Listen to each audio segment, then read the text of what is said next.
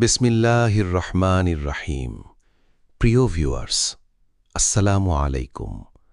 মানুষের জীবনে কষ্ট কেন আসে, এই প্রশ্নটা হয়তো আমরা সবাই কোনো না কোনো সময় করেছি। কেউ অর্থের অভাবে কষ্ট পায়, কেউ প্রিয় মানুষ হারিয়ে, কেউ অপমান সহ্য করে, আবার কেউ নিজের স্বপ্ন ভেঙে যেতে দেখে। কিন্তু ইসলাম আমাদের শেখায় কষ্ট কখনোই অর্থহীন নয়। প্রতিটি কষ্টের পেছনে আল্লাহর একটি হিকমা বা গভীর রহস্য রয়েছে। আল্লাহ তাআলা পবিত্র কোরআনে বলেন, আমি অবশ্যই তোমাদেরকে কিছুটা ভয়, ক্ষুধা, সম্পদের ক্ষতি, জীবন ও ফল ফসলের ক্ষতির মাধ্যমে পরীক্ষা করব।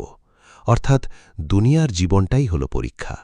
যে মানুষ ঈমানদার তার জীবনেও কষ্ট আসবে, কারণ আল্লাহ দেখতে চান বান্দা কঠিন সময়ে তার উপর কতটা ভরসা রাখে। অনেক সময় কষ্ট আসে আমাদের গুনাহ মাফ করার জন্য।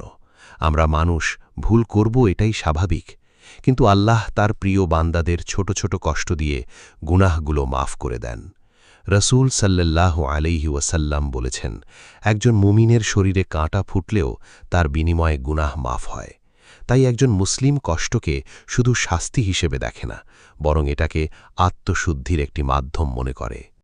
আবার কিছু কষ্ট আসে মানুষকে শক্তিশালী করার জন্য।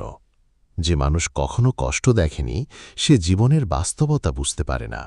কষ্ট মানুষকে ধৈর্য শেখায়, বিনয়ী বানায় এবং আল্লাহর আরও কাছাকাছি নিয়ে যায়।